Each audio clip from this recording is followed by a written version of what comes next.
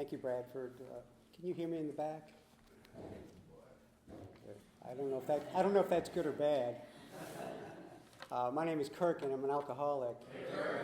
And wow, this building, this church has an awful lot of positive and not so positive memories for me. First of all, my sobriety date is December 27th of 2005.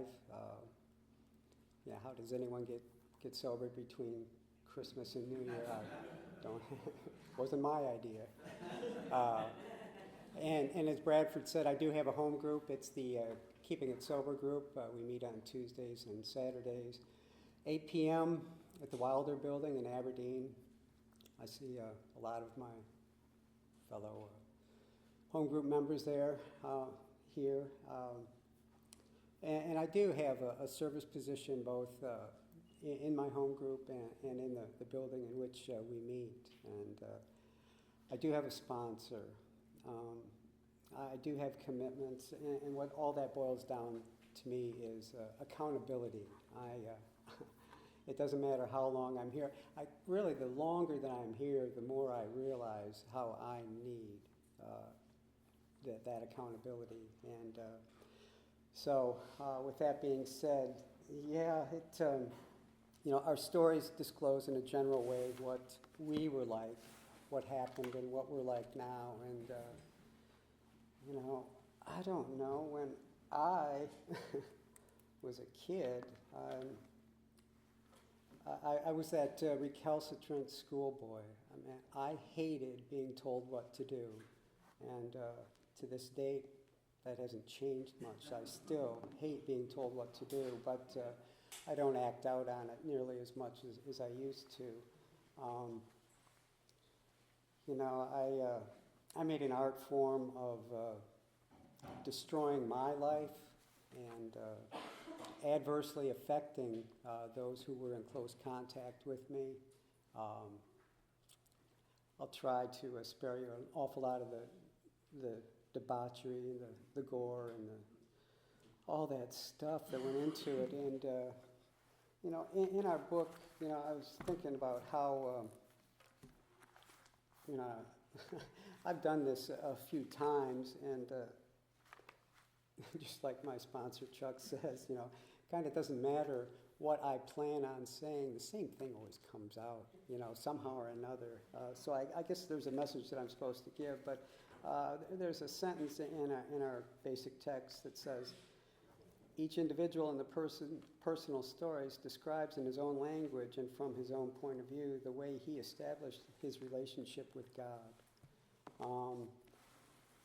That in itself will take a real long time for me to get to that point, or it could take a real short time, because when I finally surrendered and came to Alcoholics Anonymous, I was a spiritual zero. So the fact that I'm up here on a Thursday night, rainy, speaking before you speaks volumes of maybe of a little bit of change. So I know I'm more spiritual than I was. But anyway,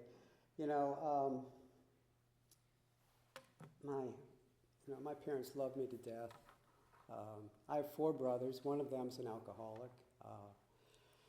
So I guess, and my grandfather died as a direct result of this disease. So I guess I have a genetic proclivity to the disease. It really doesn't matter how I got it. I've got it. And I'm one of those real alcoholics that they talk about, and more about alcoholism. But, so it wasn't because I was depraved, beaten, or anything like that. It was more, I had it made. When I was a punk kid, I thought I was, had it real rough, and everyone had it better than I did. But looking back, I had it made, and I've always been someone who, gratitude isn't my forte. I'll just say that. I expected more than what I had, and anyway, so And the love that I received, for whatever reason, I didn't feel worthy of that love. I can't explain it. I don't know. And regardless of what setting I was in, I always felt apart from. I always felt less than. I've always been small. I had this complex of inferiority. So inwardly I struggled. I didn't understand or realize the extent of the irritability, the discontent, the ill at ease that I felt until that first when I first experienced the effect of alcohol, and it was at a pretty young age. 7 or 8 years old, and excuse me. My father was in his easy chair and he said, "Kirk, will you go to the refrigerator and get me a beer?" I said, "Sure, Dad, if I can have one." And he just shook his head and said, "No, please. Okay, but don't tell your mom. My mom wasn't home." And drink it in the kitchen. So I went and got his, and I ran back to the kitchen, and I cracked open that beer, and man, I just guzzled it right down in my true alcoholic form right from the get-go. From the top of my head down to my toes, I felt this sense of ease and comfort, this warm glow, the feeling that everything in Kirk's world was now okay, And I didn't drink for a long time after that, far from it. But in my mind, I logged that feeling that this stuff is, as Dr. Bob puts it, maybe a panacea for all human ails. And I will revisit that feeling. It wasn't until high school that I started drinking on a regular basis. And what alcohol did for me early on, it empowered me. It gave me the courage to do things that I normally wouldn't even think about doing. Asking a girl to dance. I mean, even going to the dance. An awful lot of things. My grades got better. Everything. It gave me this confidence. It was liquid courage for me. And back then, the good thing was I could turn it on and off, which later on became a little bit of an issue. The on-off switch kind of broke. But and through college, I was. My parents, believe it or not, did a really good job in raising all of us, and I had a certain set of values and morals that I adhered to. If I was committed to something, I did it, and so, early on in my drinking, there were no negative consequences, and I had a riot. Alcohol was fun. Things go better with a buzz, and I graduate from college, and I'm ready to go out in the real world, and I have this alacrity, this gleeful exuberance. I am high on life. I'm going to make a mark in the world. I'm going to be stand out in my profession, and my profession. My father asked me when I was young, he said, "What do you want to do when you grow up, or what do you like to do?" I said, "I like to hang out at the golf course." And he said, "Well, you may not be able to sustain a living doing that, but to this day I'm still hanging out at the golf course." So and I always wanted to prove him wrong because he was always right. And looking back, all that guidance, I had nuns, parents, older brothers. Everyone was telling me what to do, and for good reason. I needed to be told what to do. Left to my own devices, I'm an idiot. I am. I need help, drunk or sober. And so, but I didn't want it. I did everything I could to shy away from all this good advice.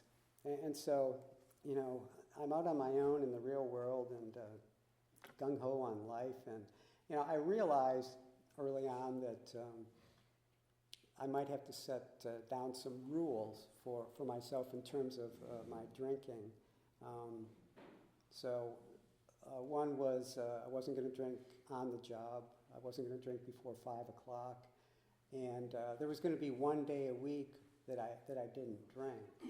And I adhered to the first 2 rules for a couple of years. The third rule went out the window pretty quickly. I couldn't figure out what day it was that I couldn't drink. That day didn't exist, so but I was responsible, and life was good. Then all of a sudden, I started to become a little bit disillusioned with my lot in life. Out of the blue, I just became consumed with the self-pity.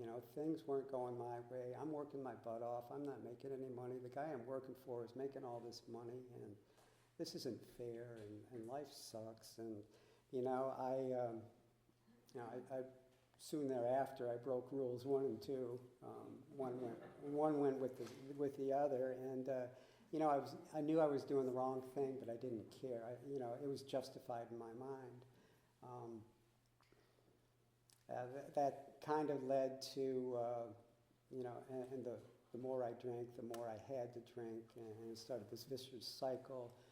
I got my first DUI working at this place that, I had been working at for 3 years, and, not only did I have to drink more to, kind of deal with that pain and anguish, but I adopted a new escape mechanism, and that was in a geographical form. And I just started moving around here and there, and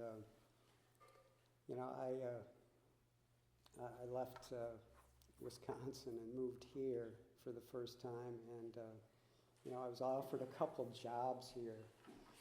And this is the point in my life that I kind of turned the corner, and I just said to myself, I no longer fought escape through alcoholism, but I embraced it. 2 jobs, I was offered one at a real nice place in town, and a lot of responsibility, a lot of money, and with that the expectation that you act professionally both at work and in the community, because way back then the community was really small and you couldn't get away with anything. If you went out to the tater barn and lit it up, it'd be in the newsletter the next day. So the other job I was offered was working for a buddy of mine, and he was kind of like me, carefree, happy-go-lucky, liked to drink. He just said, show up on time, do what you're supposed to, lock the door at night. There's a refrigerator in the office full of beer, do whatever you want. And so guess which job I took? I went to work for my buddy. And, I knew I was making a mistake. And that started I stayed there way too long. That started a real downward cycle in my life where I was miserable. I really was. Just some of the lowest points in my life. Finally, mercifully, that guy said, look, you're not doing me any favors and you're not doing yourself any favors. Perhaps it's time for you to move on, and he was right. And so I did, and so I started to go up north and down south. Tried to go back to Wisconsin one more time. Got another DUI at a different locale up there. And it wasn't quite 5 years from the last one, so there was mandatory jail time. I had to spend 7 nights in jail, just the nights, which is no big deal, but for this guy, it was devastating. Now I've gone from a really disgruntled person to a really heinous, bad person in my mind, and I couldn't get out of there fast enough. So it leads me to back in Florida. working at one of the happiest places on the planet. I'm working at Disney World. And, for a guy that drinks like me, it's hard to work there. I go in the wardrobe, to get what I'm supposed to be wearing, and, here's this dude putting on a goofy head, and there's a princess over there, Cinderella, and all this, and I'm like, what am I doing here? What is going on? But I stayed there a few months, working with friends, and I could always find a job because in spite of myself, I met an awful lot of people, and for whatever reason, they gladly gave me a job here and there. But anyway, so I stayed there a while, and finally, it got to be too much pressure. I mean, I just couldn't pull it off anymore. I just called one day and said, I can't do it anymore. And they said, oh, you're calling in sick? I said, no, I quit.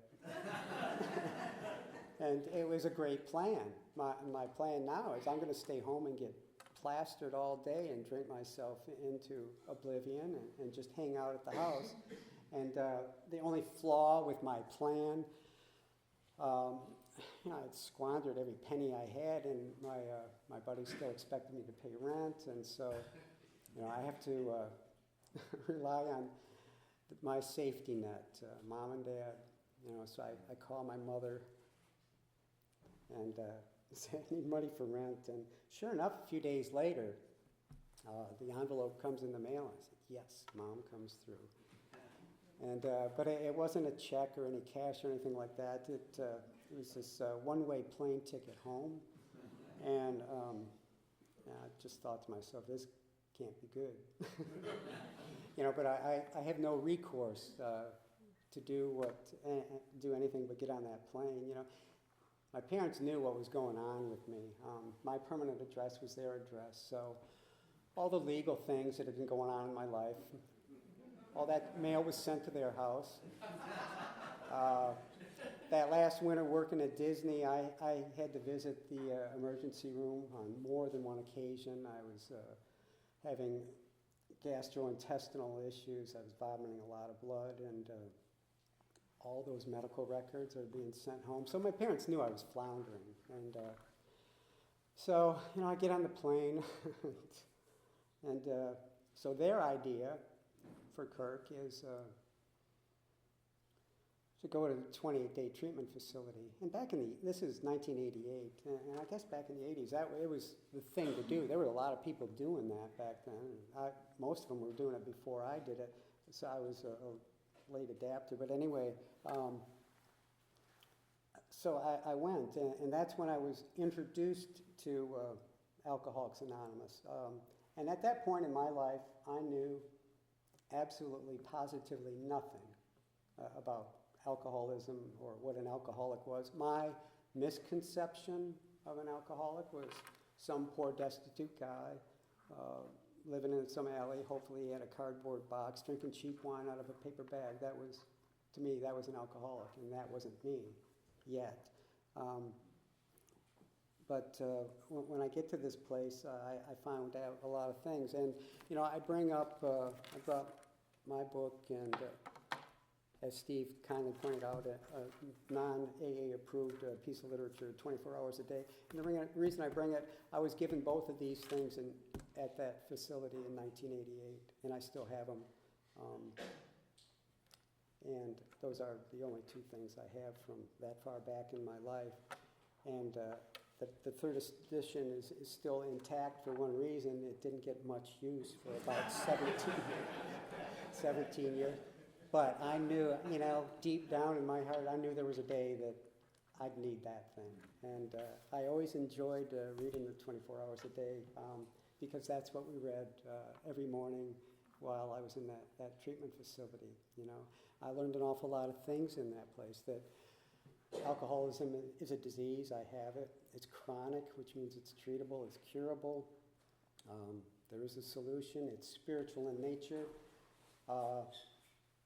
I also learned that I wasn't ready to stop drinking at that time. And in terms of the spiritual aspect, for what, and this is my bad, not any dig on the facility.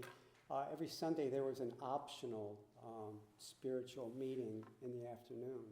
Why they made it optional, I don't know, but I always opted to not go to it.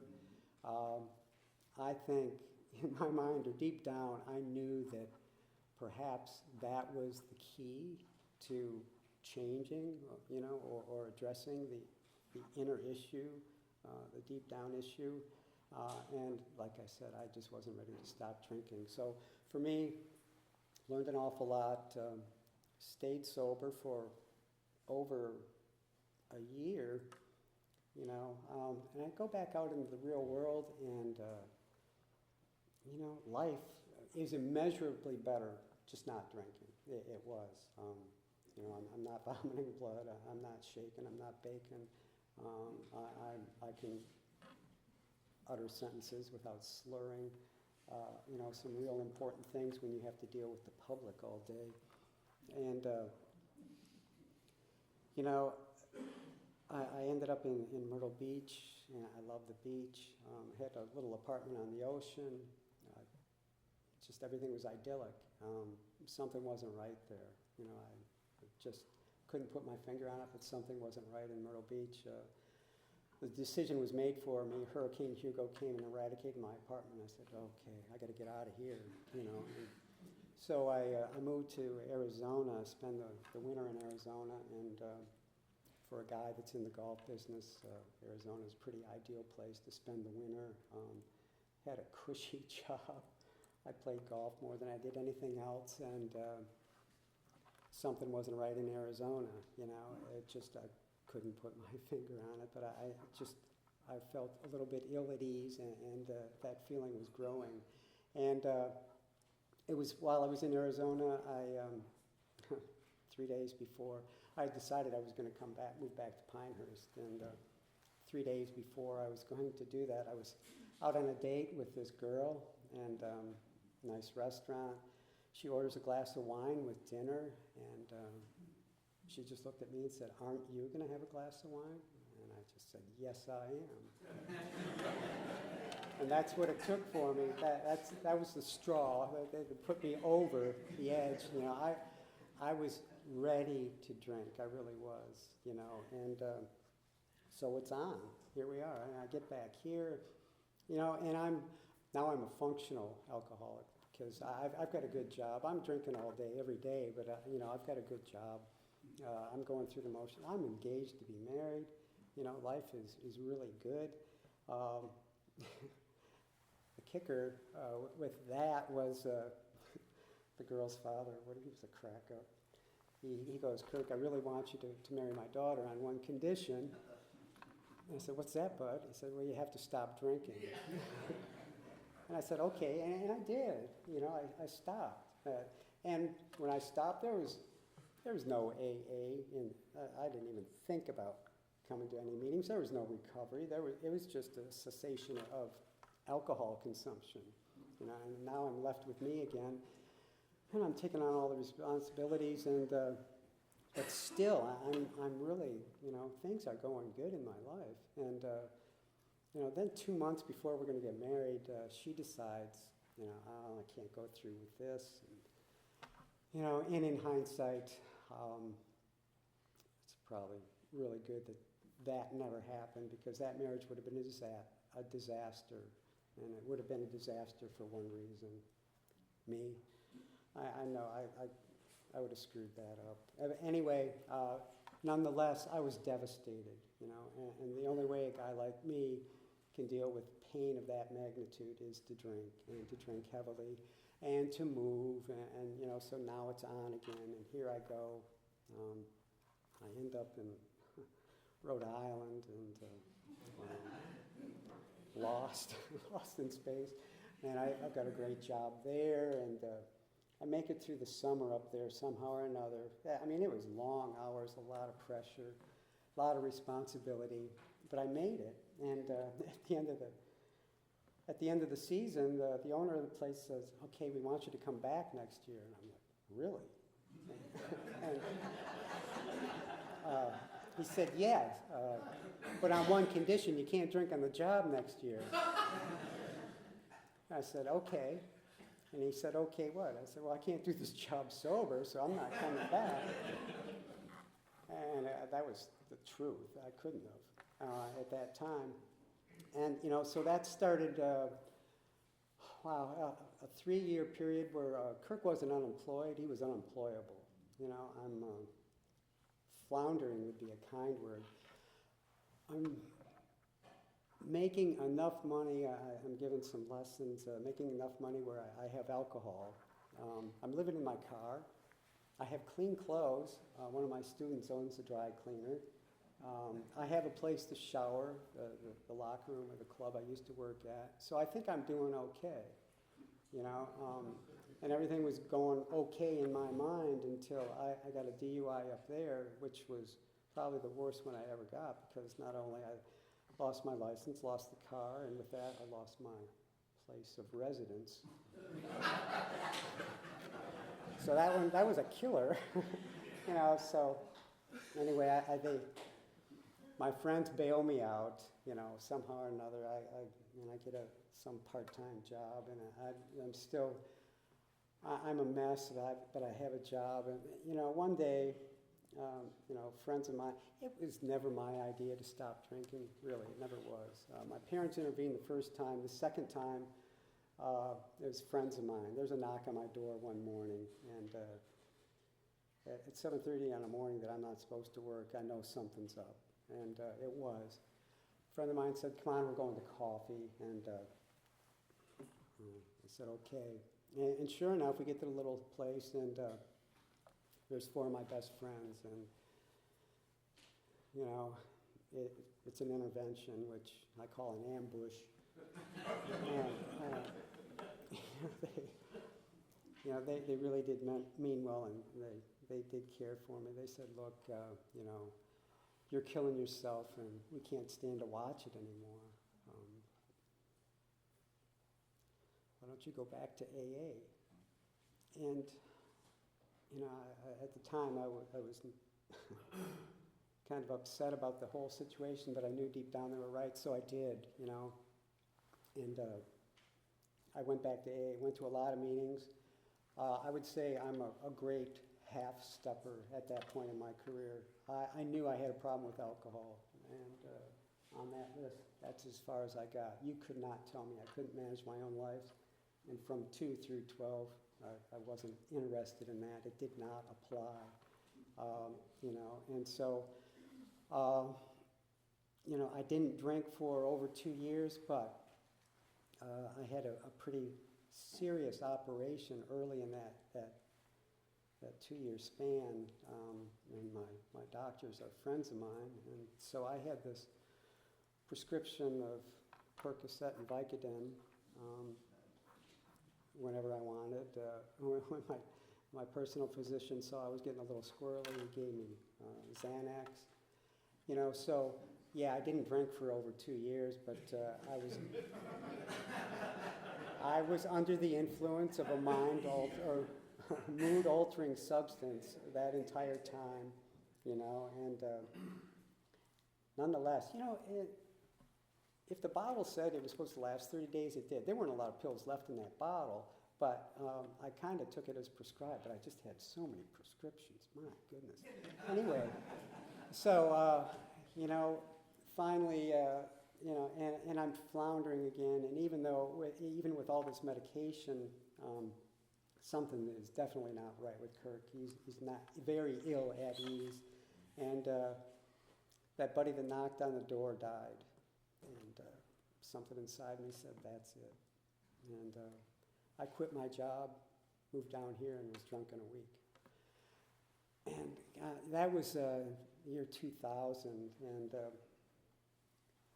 wow, those last. From then until Christmas of 2005 was, hell on earth, it really was. And I lived in an apartment right, a block away from here, and some very well-meaning people tried to recruit me to come in here, and my gosh, I have to share this, they met downstairs in the basement, and the first time I went down in there, Tom Ivester, God bless him, is standing up in front and saying, we not only have a meeting every, I guess it was Monday and Thursday back then too.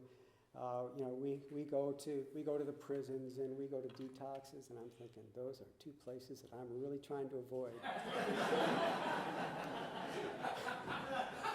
I walked out of that room downstairs, out the back door into my apartment, and hibernated for about 3 months. I would, but I had a meeting scheduled, so I knew when you all met, and I went to the liquor store when you all weren't here, because I walked from there over there. Anyway, so I wasn't ready to surrender, and so,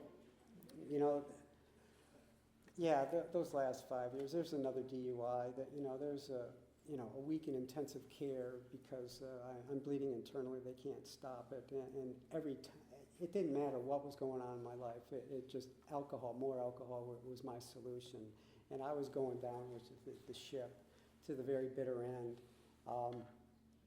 Until Christmas in 2005,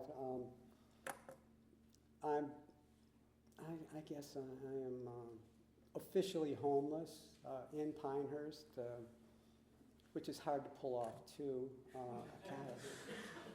I'm looking everywhere I go. I see someone I know, and they say, "What are you doing?" And I'm just out for a walk. Yeah, and I still when I drive around, I look for outbuildings like, how come that place wasn't there when I was out there looking for a place to hide? Anyway,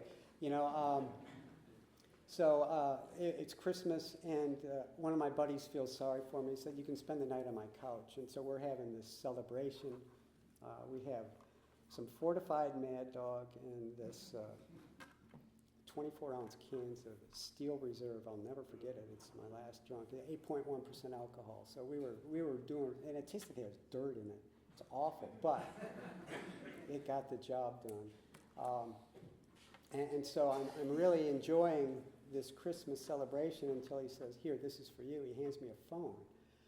And I hadn't had a phone for probably 2 years for a couple of reasons. One, it's a waste of money. I used the money to drink with. Two, I knew who was calling. It was people trying to help me, people that cared about me, and I didn't want help.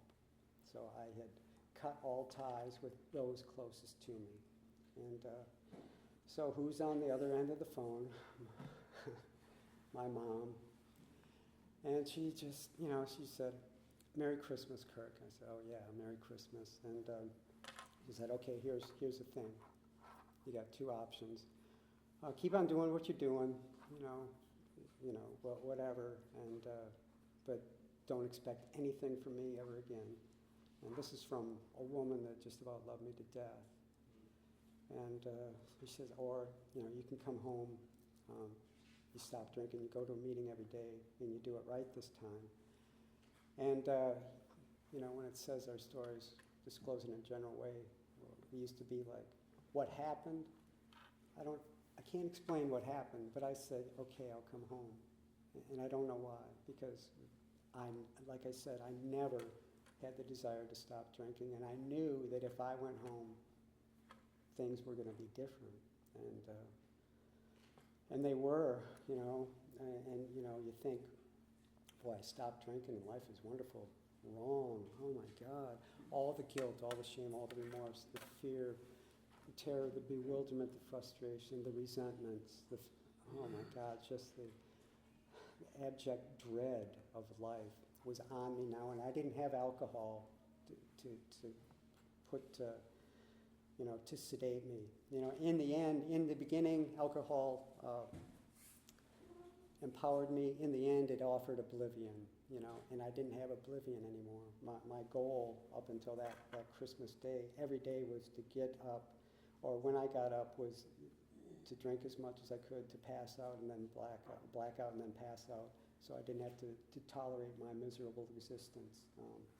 And now I didn't have that as an escape mechanism. So I'm going to a meeting every day, and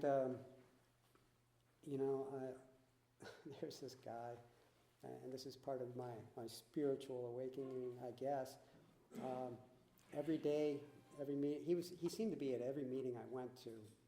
Coincidence? Probably not. And he'd grab the big book and you read from page 25, and he'd read the same sentence just about every time. And it's the sentence that, paraphrasing, the central fact is the certainty that our Creator has entered our lives in a way that is truly miraculous. And it goes on. And I'm thinking to myself, what is this guy talking about? Because that certainly had not happened to me, and I don't have any idea what he's talking about. One day I went home and found this book and opened it to page 25, and I read a little further on that page, and it says later on we had but two options: to keep on trying to blot out our miserable existence as best we could, or accept spiritual help. Oh, well, I'm screwed, because I can't blot out my existence anymore, and I know nothing about spirituality. And within a couple days, I'm walking home from a meeting, and there's a honk, and I look over, and it's someone from the meeting that I recognize, and the guy just says, "Get in the car." And his name is Ron, and he goes, you seem to be sincere about your recovery. And then he said, "You need help." And he was right. I did. He goes, "I'll pick you up tomorrow." And Ron became my sponsor, and he picked me up every morning. And shortly after that meeting, we were at breakfast one morning, and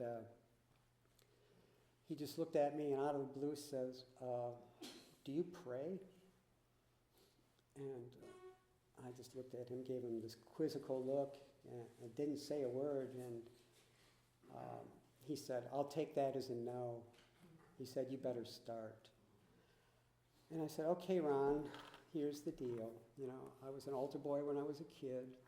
I recited the prayers in Latin, so I didn't know what they meant. I just by rote, I could recite the prayers. And I really haven't prayed since then. I wouldn't know what to pray for, how to pray." And he looked at me and said, "Did you have a desire to drink today?" And I thought about that, and because my entire life, from when I started until I stopped, the obsession to drink was on.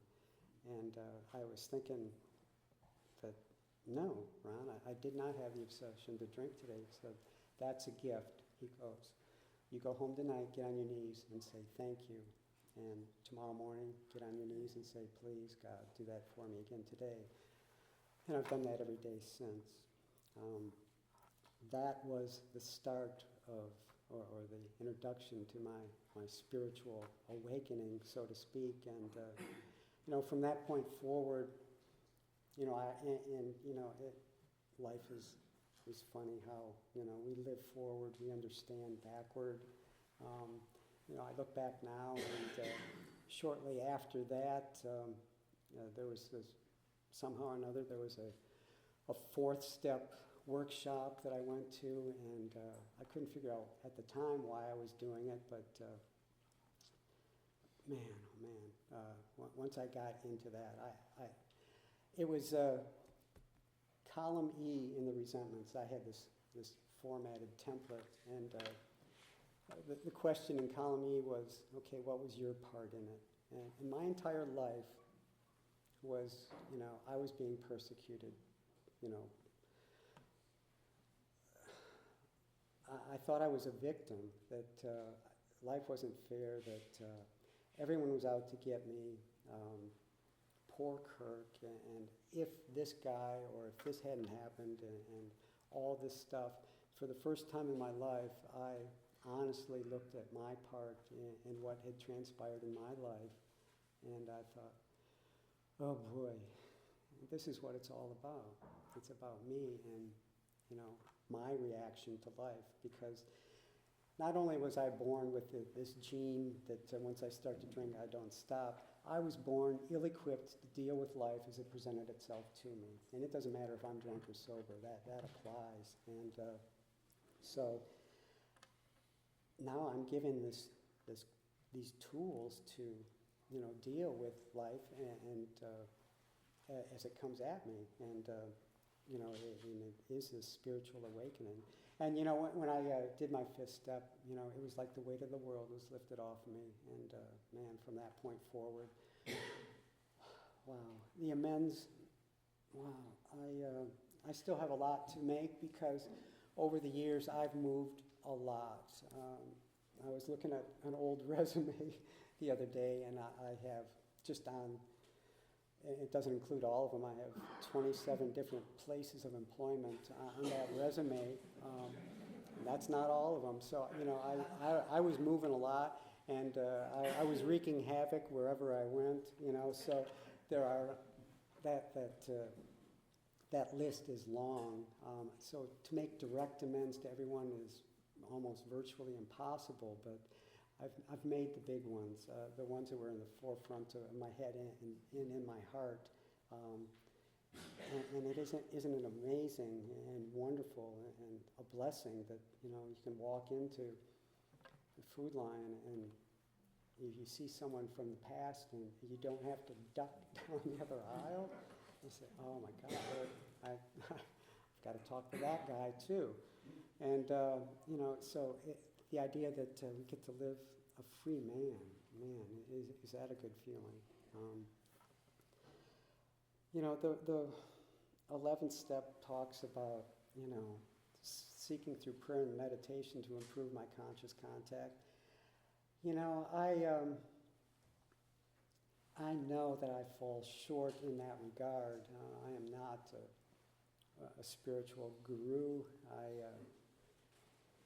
I know that, as I said earlier, I am more spiritual than I was when I came in here. I do know that my heart has softened, going from a bitter, angry,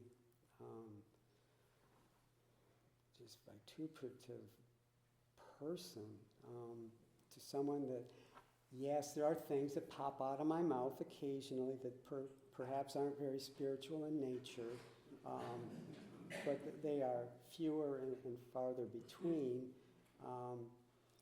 And I know when I say them that I've got to make that amend immediately too, because it hurts me probably more than it hurts the person that I've verbally accused or attacked. But I just, Alcoholics Anonymous is, it's not a book, it's not a meeting, it's not steps or traditions, but for me it's a way of life. And what a challenge it is, people, places, and things. I'm powerless over all those, and I mean, obviously in the hospitality business, and so I deal with an awful lot of people during the course of every day, and to be on, bright and sunshine, just like at Disney, when you stepped on stage, you were expected to smile and to be on, and I was in no condition to do that then. I learned an awful lot working there. I befriended, or the CEO of Disney World became a good friend. I caddied for him in Arnold Palmer's tournament. But he taught me an awful lot of dealing with people, how to do it and how not to do it. So I know the difference between doing it correctly and not. And it is a challenge every day. But I embrace the challenge, and I have to go to a lot of meetings still. Well, a lot for me, maybe 4 or 5 a week. I need to be recharged. I need to come and see your faces. I need to hear what you have to say, because I know only a little. I love that line. I see so far because I stand on the shoulders of giants. And you people inspire me daily.